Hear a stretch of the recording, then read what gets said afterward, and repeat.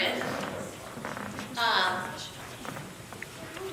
do have a mic if we need it, so if you decide you can hear us, let us know. I'm going to introduce, I've got a couple people here from the district to help us with this presentation tonight, and really working tonight to figure out what you guys need and how we can help best support you. We just wanted that opportunity to share information with you. We've got a couple handouts. And it's just a time for us to sort of answer questions and help provide anything that we can. I'm going to introduce some of the people so that you know who's here, so that you have people to reference as we go through this.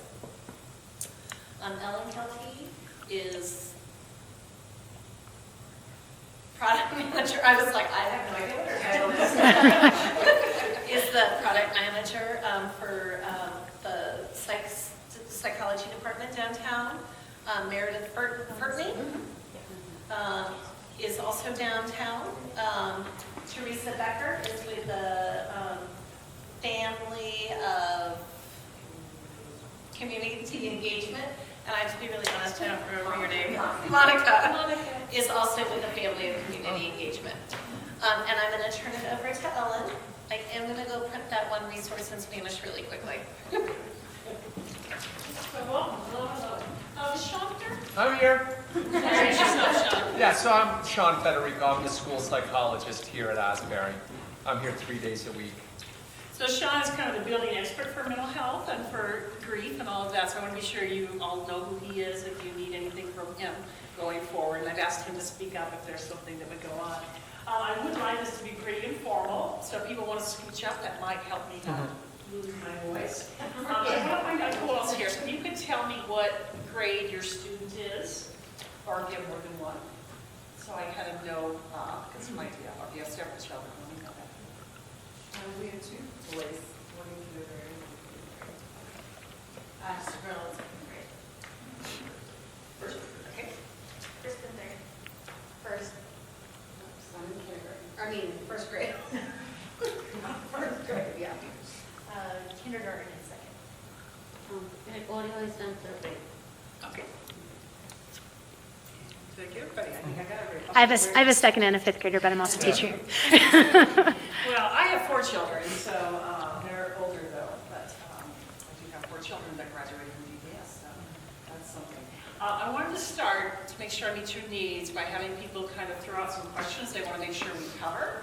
I do have a presentation, but it's more important that we have a dialogue. So does anybody have kind of why they came here, what they want to learn about, what they want to talk about? And I'll have Meredith write it down. I'll just make sure I get to that. I think, Well, I was going to say, I think for me, my son knew Kenny fairly well, and I always wonder if I should be asking him how he's doing, or if I should let him tell me when he needs to talk about something. okay. I guess that's what I struggle with, is I don't want to overdo it and keep asking him, are you okay, are you okay? But at the same time, he does have some behavior issues that I'm not sure if they're related or not. But he has behavior issues anyway, so it's kind of a complicated little guy. I think a big question that's lingering for a lot of families is how much to share. And then when questions present themselves that might be about details, if you don't want to share as a parent, how do you deal with that conversation? How are you truthful, but also protecting your children from details that they might not want to know about? Especially when they're young. That's a challenge. Yeah. But in an environment where they could be exposed to that information, because we have some students who are aware of the And details with of what media, we happened. found that as I've worked in the business, it's gotten harder and harder because kids look stuff up and they look stuff up. Parents are tedious on it and all that stuff. That falls in line with my question of a child who doesn't know, and what do I do when he does know? Some of the hurt details. She promised you would let me know. Okay. She understands much of So you're hanging in there. But she does have, actually, she mentioned prior some of the same questions. Okay. My son asked me what happened, and I told him, I don't know what happened. I'm Catholic, and I told him, oh, they went to the heaven. And he's so worried about the father. Mm-hmm. That's sweet, isn't He's it? so worried. That's very And sweet. he asked me, Mommy, what happened? I don't know, but they are with God. Yeah. So I would ask for a child that's typically empathetic, shows no interest or connections or any of them whatsoever. In fact, definitely a lacks the permanence of understanding. And so how do you sort of get at that? Is it, how do you tell the disconnect is actually meaningful or the disconnect is because she's a first grader and life is life. She's an accountant and stuff. But yet, if you had that in the family before, can't tell if it's like lack of empathy or something happened, or just it's. I imagine it's pretty normal, just giving it. Yeah, right, like busy life. Would you just come in with questions people might have or things they want us to talk about tonight? So if you have anything, is there any other? Yes, just to let you on the lookout. Okay. I think I've got quite a few of these organized in my computer. Sure. Well, things come up, just keep asking. Go ahead. This is and maybe this is the question for you guys. I'm a little concerned, like, what are you guys doing for the teachers? We're very, So we can talk about that too, and how that process works. Meredith actually runs our business team, so she can tell you how that works. Okay, so I'm going to do a little bit, I want to talk a little bit about, you guys still see, I always stand in front of myself. So that's good. So Sean, all this stuff's from Mass. Yeah. You're a Mass member, everything's up there. So I want to talk about what is grief and how it affects children of different ages. And I want to talk a little bit about what can we do to support our students, support each other, support the students, and as you see, the staff. The staff are going through an awful lot also. So we talked about grief. It's a response to a loss. And people respond very differently. So some people might get really angry. Some people might be really sad. Some don't have much emotion. They shut down. So any of that can be fine. If it's unexpected death, a violent death, everything's kind of magnified. Because when it's your great grandmother, that's the family's been preparing for her death. You've seen her get ill over a period of time. Maybe she's talked to you about it. That's easier than when it's a sudden death. When that happens, people don't always think clearly. They don't always behave normally. And it's not something that you can just say, okay, stop feeling like that, we're going to be done. It doesn't work that way. So any of you who've lost somebody in your own life, you kind of wish, okay, let's get this over with. Now I'm done. And then the birthday comes up and something bothers you. So it's the same way with kids. And it also depends, if you've had, somebody mentioned they've had other losses in their family, that affects things differently. So it's not necessarily positive or negative, but if they dealt with that, they have some understanding, and depends on how that person passed away also. So grief is really a journey. It's a slow process, and there's always stages of grief. We can talk about those, but different people go through those differently. So whatever your child is acting, that is how they're experiencing what they're doing. And everybody's different. Sometimes kids will be, especially when you deal with adolescents, they'll be mad at other kids for not reacting the way they think is right. But different people do different things. Some will be very open and want to talk to you. Some don't want to talk at all. Some kids, if they're having a hard time and it's been an unusual death or a violent situation, and they know the details, they'll tell the same thing over and over like their newspaper report. So did you know my mother died this way, in a way that's really stresses everybody out. But that's their way of processing it. It's kind of like you've had a friend that's in a car accident and their car got totaled, they keep telling it over and over. That's because they haven't dealt with it yet. So stages after grief, after sudden death,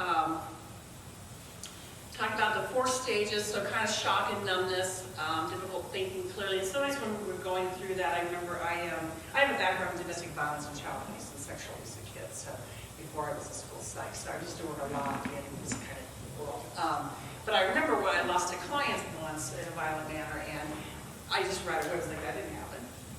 I mean, my mind really went this. Looking back, I was like, well, that doesn't make any sense that I was thinking that way. But that's how we do it. We kind of process differently.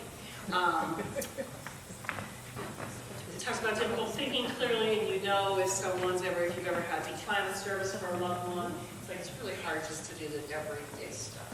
So if ever there's a crisis in our school, you lose a student, you lose a staff member, Sometimes there's a discussion with principals around, well, what do I do? It's especially in the high school, finals are tomorrow, what do I do? Well, if I were you, I wouldn't do finals because the kids are not thinking clearly. It's not a smart time to do it. Allow them that time just to think about what happened and to process it. It's tiring.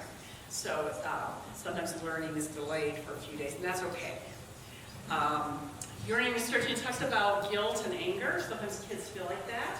They may blame themselves, even if they're pretty little. Well, if I had the little boy stay at my house overnight, that wouldn't have happened. Or if I had, they can go to all kinds of magical thinking around that, particularly when they're young. And then kind of the next stage is really being overly sad, feeling that guilt and anger, and then going to kind of accepting it. So for your community, I would imagine you're pretty near the top of that list because it's been pretty recent. And you're all help. Thinking through as an adult, this is a shocking event, this is upsetting, now I'm trying to help my student at the same time. And that's a lot. That's kind of that double duty. Does all that make sense so far? Absolutely. I would say if ever there's a death by suicide or death by, with a murder involved, that's very difficult for any family. Families really struggle with the stigma involved with that because we are dealing usually with the mental illness spectrum. And obviously for suicide, that's has been such a taboo in our country and our world. So I would say it's important to let kids talk about the death. If they know what's going on, let them talk about it. Trying to say we're not going to talk about this, we're done talking about it, you're too young to talk about it doesn't work because it's that emotion's going to pop out somewhere else. It's going to pop out in behavior and drawing or whatever. So that kind of is one of your questions.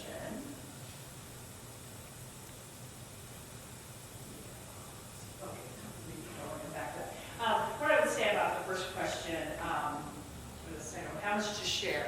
It depends on what they know. I would ask them, what do you know about? It's Kitty, right? Kitty's death. Tell me what you know. With little kids, especially your kindergartners, your ET first graders, draw me a picture of what you're thinking about Kitty. Draw me a picture of Kitty's, your favorite time with Kitty. And that will allow them to kind of process it. And then you can say, tell me about that picture. And then they'll tell you more than they would if you're saying, how are you feeling? Tell me exactly that. Older kids can write a letter. Yeah.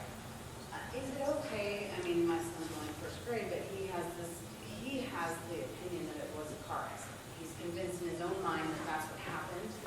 And I'm not telling him otherwise.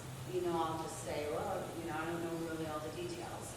But for him, it seems like the way he's dealing with it is that's what happened, that's what I'm going to go with. And I don't know if that's okay to just let that go. I mean, it might be okay. The problem is somebody might later tell them and they might come back and be upset about it. Right. I found in schools when we've lost an adolescent to suicide, sometimes the parents don't want the cause of death to be known. And that gets really tricky because the kids suspect or they come up with something crazy. It was a terrorist attack. It was a gang attack.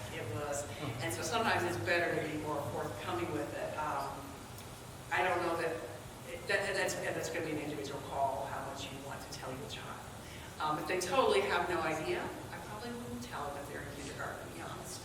We can say, it's very sad. Because we can deal with the sad part and the loss without knowing the details. I think if they do know the details, and they ask you, well, why would somebody's mom kill them? I would talk about mental illness.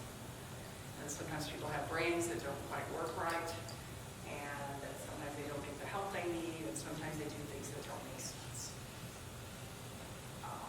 That's how I would do that. This is not a normal question.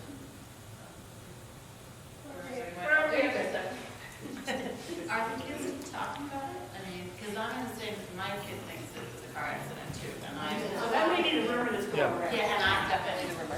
So I think, I would say probably about a third of the kids do know what has happened.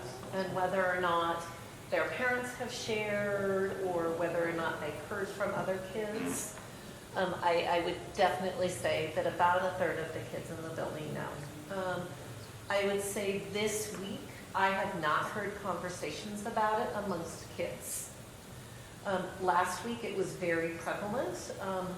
specifically in the older grades, where kids that knew may have been talking or sharing, but I would say I have not heard those same conversations this week. Say that, I'm sorry. Friday, I just, Yeah, and that So- would, there was definitely with that weekend, or It- even last Friday, yes. yeah. Yeah, okay.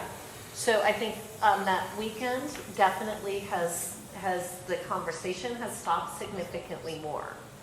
And so I think that there's that piece that's really helped us with that.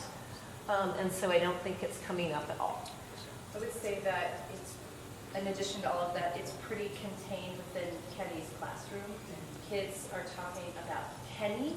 They're not really talking about what happened. No. They're just talking about him. And I think that's very fair. Yeah, about him and things he did, or it's his birthday, or they're just bringing up things like that. I would say that kids who are talking about it, it is very sporadic and specific to children, not a whole daily conversation anymore. And it would be children that had had interactions with him. Either they were friends or there were interactions that they had had. So it was kids that were really connected to him that we might hear conversations about him at this point. What I've heard too with Mrs. Jones' class was their book buddy group. So those classes are that's definitely more prevalent. I've heard more conversations from those kids, but not, again, more just about him and the situation, but not Yes. And details. if you haven't had a conversation with your child, maybe over the weekend, you sit down and say, hey, guys, I heard school died, how are you doing with that? Tell me what you understand about that, and then have that conversation. Because you don't want to totally not offer that opportunity, kind of goes to what you were asking about, is they don't say something, because it may come out in behavior. And so we want to be sure we give them an opportunity to process what's happening. I guess that's my question too. Our son, so he's not saying a lot. So I don't know, is he saying stuff at school? Are they talking? Or are they kind of, In the kinder classroom? yeah? I know that, yes, they are talking some in the kinder classroom. I know that there were definitely kiddos in the classroom today that were very aware that today was Kenny's birthday. And so there were some that were really talking about that and, trying to sort of make sense of that. And be mindful of, this was also a big shock for all parents and very upsetting for all the parents that we knew any. So sometimes you're not the best person to talk to them because kids will protect you when they're really little. They'll say, every time I talk to mom about grandma dying, mom cries. I'm not going to talk to her. So if that's the case, that's okay because it's okay for them to see you being sad because that's normal. That's what we're supposed to be, right? But you might say, maybe grandma can talk to you about this. Maybe your aunt, I'm always someone that talks to my nieces. Something comes up because I have that background and they're not the person dealing with it. So reach out there if needed. But again, drawings are really powerful way to go, guys, to help them process what's going on. My son's in 3rd grade, and I know that there are kids in that class that know the details of what happened because I know that certain parents have chosen to tell. And there are kids that are close to him, so I believe that he knows the story, but when I ask him what happened, he says it was a car accident. So I'm struggling because I think he knows, and he's not talking to me about it. So then I think I would say, when he says it's a car accident, I say, I heard it was different. But see, I don't want him to know. Like, if he doesn't know, and I would lie. I mean, I do not want him to know. He cannot process this. Like, I really don't want him to know, but I'm concerned that he does, and we're not. That would my gut would be just now. And one of the things we're really struggling with, excuse me, and I want to talk a little bit about suicide in a minute, is, excuse me, my asthma back. We're dealing with younger and younger kids with issues around suicide. And part of it has to do with media, because they can look something up. Kids have iPhones, they pull their brothers and sisters pull stuff up. So it's hard to, I'll often have principals say, I don't think my kids know what happened. I'm going to disagree with you, because I'm pretty sure they do. And then maybe not the kindergartners, but if it's going around the classroom, they may know. I mean, I would guess that maybe he does. So I would have asked some prodding questions, maybe not say exactly what I said, but just, I want to talk about, and in some ways, I guess it doesn't matter how he died, in some ways it doesn't. Because it's a tragedy, however, a little acquaintance. I think it matters if he knows and is not talking to me See, about that would be it. my concern. I do think it matters because I think it's, I mean, I think that's unimaginable for even me, so of course it does for him. So if he doesn't feel like if he feels like you want him to keep it as a car accident, then it's not safe to cross that line. Right. So that's the, Okay, so I need to push a little bit. I would push a little bit. Okay. It's better for him to have that conversation with you than in the bathroom with another little boy. And I know. Ooh, yeah. Okay, thank you. Because you can talk about mental illness, you can talk about some other things that would be helpful. One thing I asked to find out if he did was just, have you heard anything? I don't know. Have you heard anything? And even if he doesn't say serious, it might later know he can come to you. And maybe you're lucky he doesn't know, you know. Yeah. It's a hard balance. And I think that's an important point that you just made is we want all of our kids to know that they can come to us and ask us questions always, and that no topic is taboo. And I think that's a very good point. And even if we, express to them that you can talk to me about anything, and making sure that that door is always left wide open. Okay, let me do a little bit about stages of development around grief, because I think this will help you a little bit. And I think you have, I didn't pass out anything. so there's a handout that has some stages of grief, but I'm going to go through my own little deal. Because grief is very different in little children than in high school kids. Does anybody have high school or middle school kids that are impacted by this? Okay, so I probably will go through those ones really quick. I didn't know how extended families work. So the one thing about preschoolers and kindergarten, maybe up to first grade, that is different, is they don't understand that death is final. They don't get the whole process. So for them, if all of a sudden Kenny's not in class, they may think Kenny's moved away. I'll see Kenny again next year. So it doesn't have the weight on it that it would if they were in third or fourth grade. That's kind of a blessing in this situation. But they may also see it as something that isn't permanent, and he may come back. We've also have kids, depending on your religious belief system, what kids have been talked about, what happens after somebody dies, they may think, okay, Kenny's in heaven, and I've heard at church heaven's a pretty good place, I want to go be with Kenny. And not see that as a negative thing, especially if they don't know how the death occurred. So that's a big difference with little kids.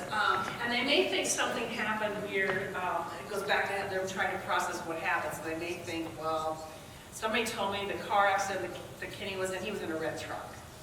So if you ride a red truck, you're in more danger.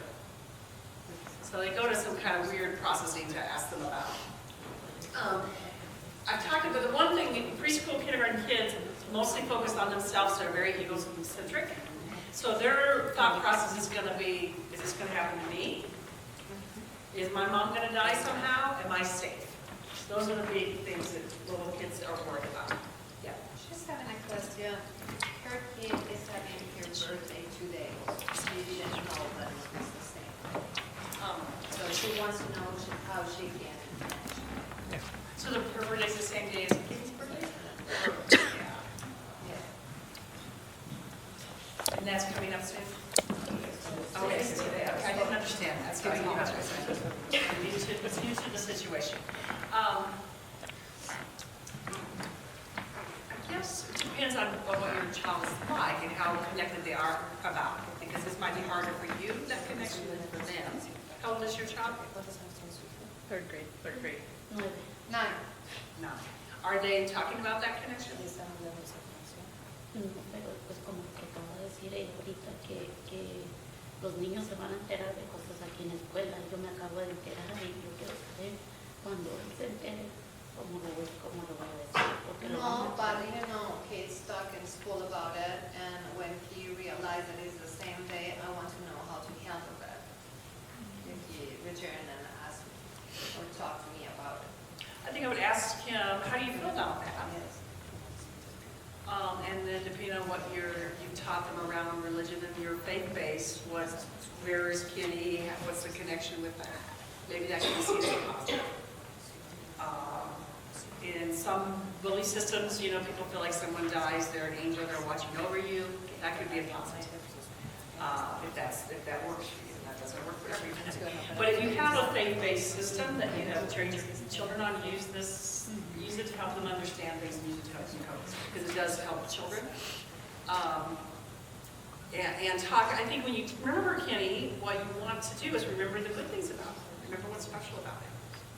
And so if that comes up, you know, you can say, yeah, on your birthday, we'll always remember Kenny and what a good friend he was, what a cute little boy he was. And kind of focus on that piece of it. Yeah. Thanks. Yeah. Behavior may regress. So if they, you know, never quit sucking their thumb a year ago, they may start sucking their thumb again. They may act like a younger child. That's okay. It's just part of what they're doing the process. Some kids don't talk as much. I think somebody brought that up. Their child wasn't talking. Some people shut down. Just like us when we're adults, how we handle things. More anxiety, more fear, more worry. The one thing about the car accident theory is sometimes kids get worried about being in a car. So, or that they'll be in a car accident. So whatever their little story is about how Kenny died, we may have some after effects about that. So elementary kids start to understand what's happening, and they may understand, like they understand if there is a really bad car when somebody dies, because they've heard about that. So that kind of helps them. But again, they may overgeneralize that. They often think this is something that happens to other people. It's not something that happens to my friends or my family, especially if they've never lost anybody. Okay.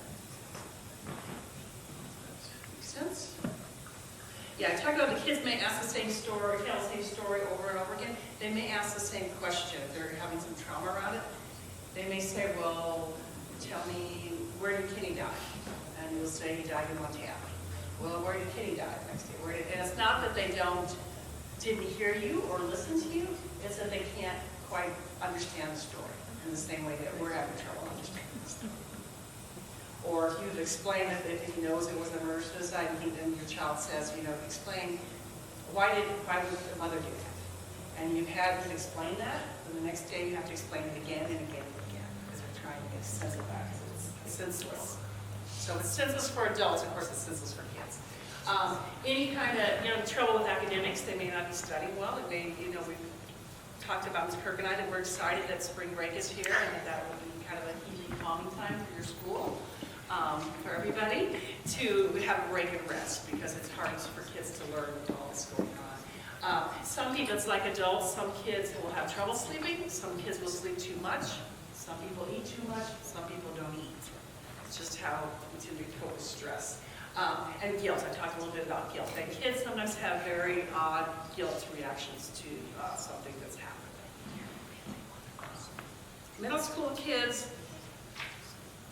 it's kind of the same thing, really. The one thing you want to be careful with middle school kids is if anybody comes up, you know, they tend to do more high-risk behavior when something bad has happened.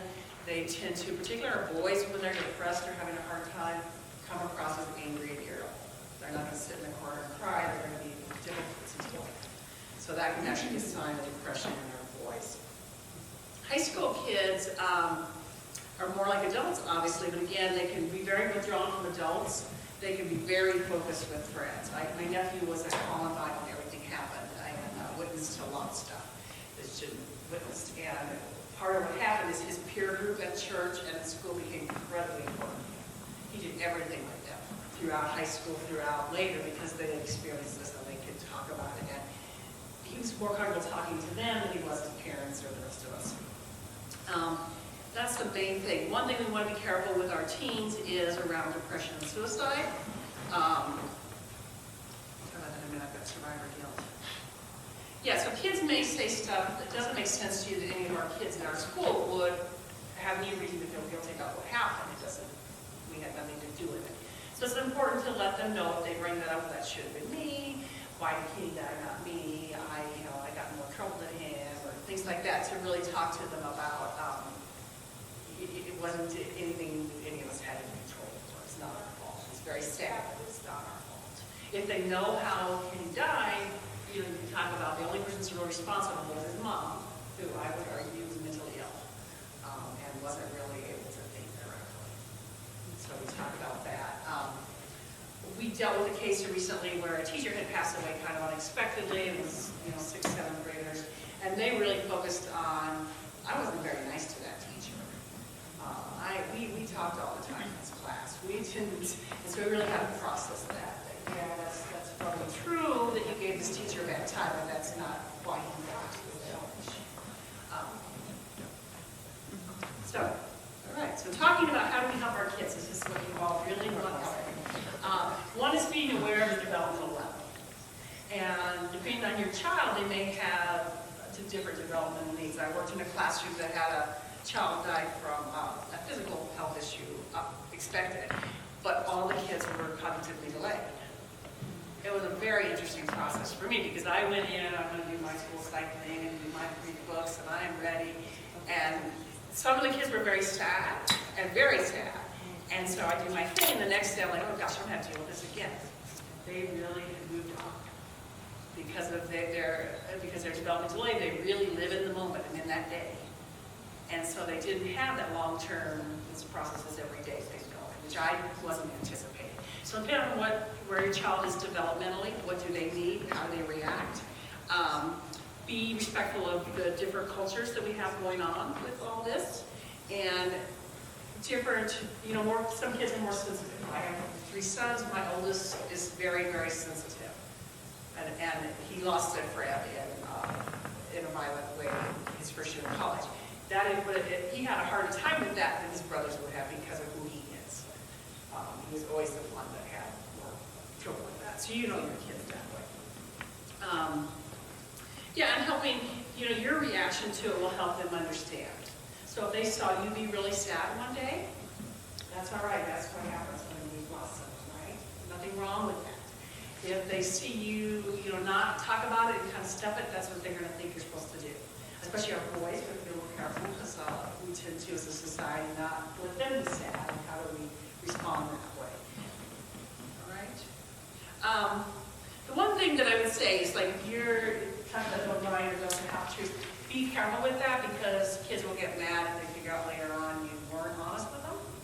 So to me, if my child said flat out, how did Kenny die, I probably would answer that. If they didn't ask that, and they just kept talking about how sad they were, I would stick with that idea. But you don't want to get caught in lies with kids, it comes back.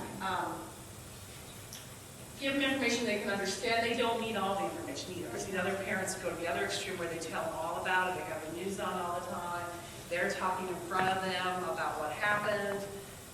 They don't need that. Give them, it's like sex ed.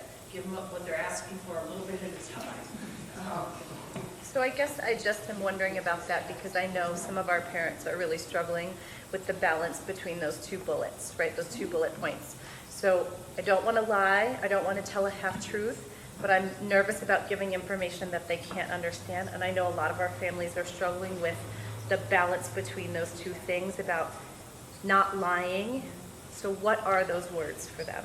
Like, what if a kid says what happened and they don't want to give those details because they don't think they can handle it? What are those words? I know that's a big question, but I know it's sitting heavily.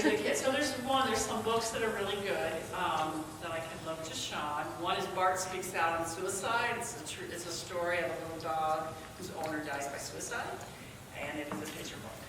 So it is very powerful little book. There's another book, When Bad Things Happen. It's basically like when bad things happen to good people for kids. That's talking about trauma, something bad happened. So I guess it depends on the age of the child. Ask me the question a kid would say, and then I can answer it. I can role play very well. Sure. So let's say that I say, I really need to know how Kenny died. What are you wondering about? I'm wondering about how it happened. Have you heard things at school? Sort of, but not really. Yeah, what'd you hear? Because I'm hearing different things too. I'm just curious what you heard at school. I heard that he was shot. Okay. I would say that's what I heard too, and that's a horrible thing, isn't it? Okay. So to play into that role play, when we did first find out that he died, we honestly had no idea how he died. So we just kind of, I was one of the people, I was like, well, would he have been shooting? So gotta be a car accident because it's the only way. Two people are gonna die there in that type of situation. Makes sense, yeah. And so as of that Wednesday, I think it was a car accident. Now, it's lucky for us or unlucky, or we went away that Friday because we were at an out-of-town wedding. So we missed the whole News. everything. Yeah. I mean, yeah, everything. So we came back to it.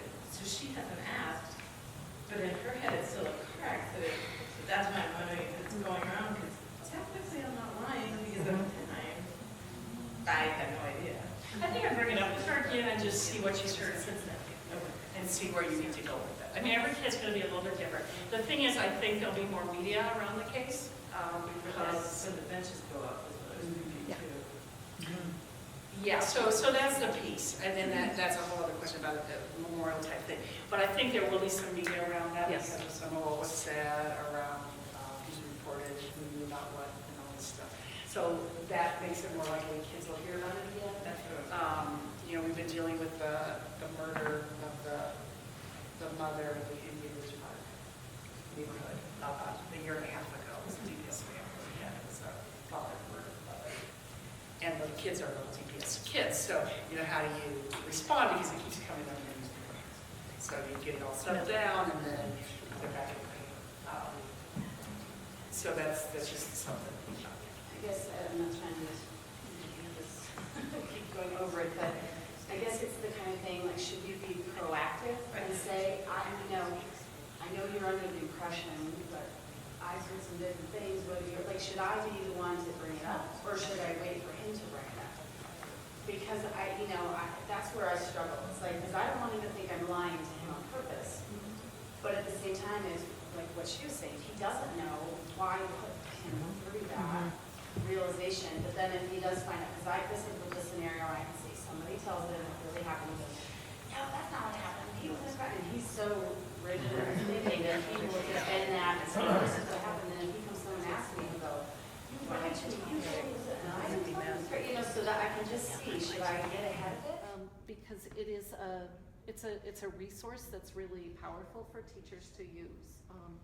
They're incredibly responsive, can help sort of get someone into counseling in sort of, 3 or 4 days, which, if you call someone for counseling, it can take a good 6 weeks before you can get in the door. So very responsive in that, and that's been very helpful for people that have wanted that resource. Laura? Sorry, what about parents? Do you have resources that you can refer to for the parents? I know that there are a lot of parents that are struggling, which is a big reason why we're all here. So where do we go? Well, I mean, I think you can go to the resources that I gave you if you want to go private counseling, with That's what I mean, MHCD or Kaiser or any number we can send out lists of places like that. Yeah, I mean, we could look at it. Do you need a new parent group? I don't know if that's best at a school. I think that might be a little awkward or comfortable for some people. I don't know. But we can talk about that. So you think? And Sean probably has good resources for this neighborhood, because the ones I have are the whole city. Yeah, I would think the same thing. I would have to think about it, but it's an important point. Yeah, Jewish Family Services is right on Towerack and Hampton, and they do some really nice grief work for anybody regardless of your religious system. Redorst or MDS is another one in Colorado that's a really good resource. So but we can maybe send that list out. That would be Yeah. great, and then we could get that to families. Yeah. And I might also call Judy's house. They do a really good job with kids. I've worked with their counselors on several different occasions. But I think they might also be a good resource just to talk to in terms of resources for adults, counseling resources for adults. Right. That's what they specialize in, and they're very good at it. Yeah, I've talked with multiple people who are just struggling within themselves. Yeah. Not just how do I talk to my kids, how do I handle it? How do I deal with this situation? And that's what I think was hard about being a parent, because you're doing both at the same time. And it's almost impossible not to be having a hard time as a parent, hearing the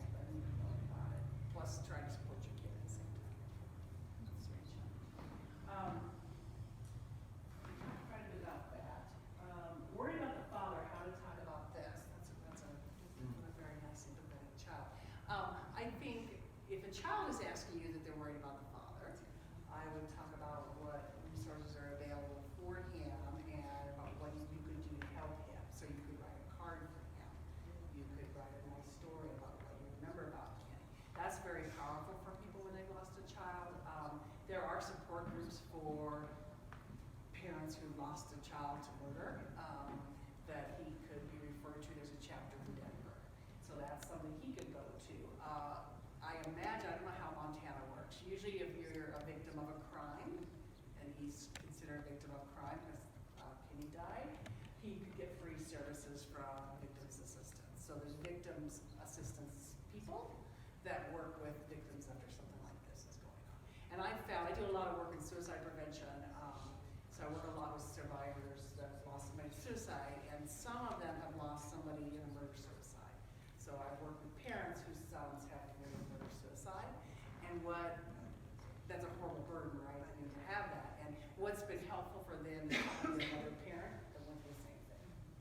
Because I have never gone through that as a parent. I can't possibly know even what to say. So to have those groups where it's families that have gone through similar things is really helpful. Now, I don't know, if that answered that question, or was it more about worrying about the dad? And we have Dad's address, and so You have what? we have Dad's address. Yeah. We have that here, and we can send letters off if that's something that you want, and we'll do some more memorial-like things later in the year, and that might be a good opportunity to pay some respects to Dad too during that time. So we'll offer up some other ideas during the year. And I think it's fine to say to kids that, you know, he's probably is having a hard time right now. Of course, he's very sad. But usually when people have something like this happen, they get better, and, you know, we think over time he will get better and be okay. But it also, I mean, it's a nice, says something nice about your children if they're worried about that. And I'm like Sherry, is he has a pretty strong family support network. Mm-hmm. Incredibly strong. So Yeah, so that's important to say. So Yeah. if you know that, and I don't know that if you can say, Yeah. he has brothers and sisters that love him. He has people he works with. You know, that if you know that to be true, to share that out. And his mom came and stayed with him to help him, whatever that truth of that is. Typically, empathetic child who seems disconnected. So that's pretty normal. Yeah. That's one way they're processing it, is they're shutting down. Talk about it on those stations. What's the look for? You guys doing all right? Are there any other questions? I have another Yeah. question probably for you guys more. Do we know about Sarah's family? Does she have family that we can send letters to as well? So that is not something that I don't have that information. Sarah does have family in the religious one he wants one? Yeah. Did you say you do have a No, connection to the the church? family wants to be left alone right now. Okay, that's fine. I mean, I'm glad I have that. And maybe if there's some way, if you hear that at some point they would like people to reach out because they're really in a horrible spot. That's, having talked to parents that have been in that spot, it's really very challenging to try to get your head around that, obviously. So if at some point that would be helpful, that would be something maybe you could let Pam and her team know, and if people want to, that's a very kind of thing to think about too.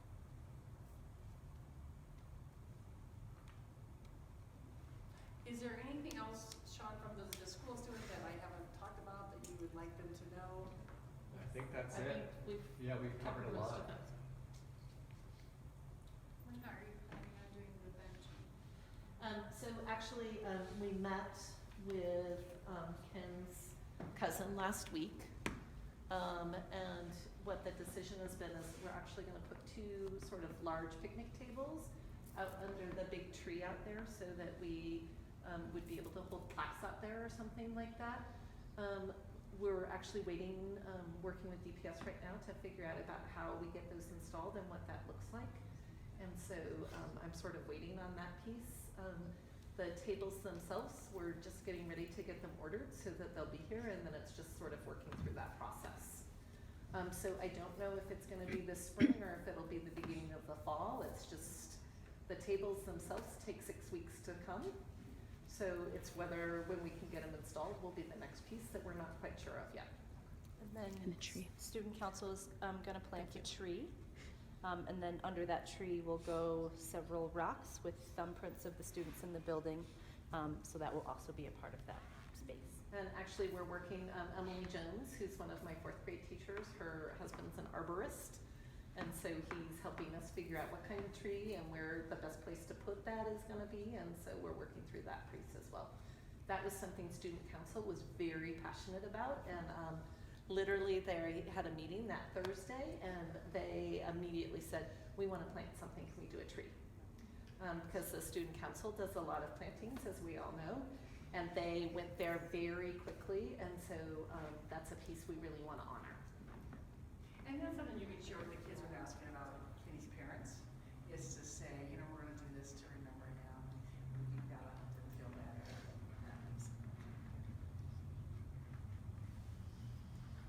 Well, if we don't have any more questions, Meredith, myself, and where'd Teresa go? She's back for Teresa hiding. and Monica will stay around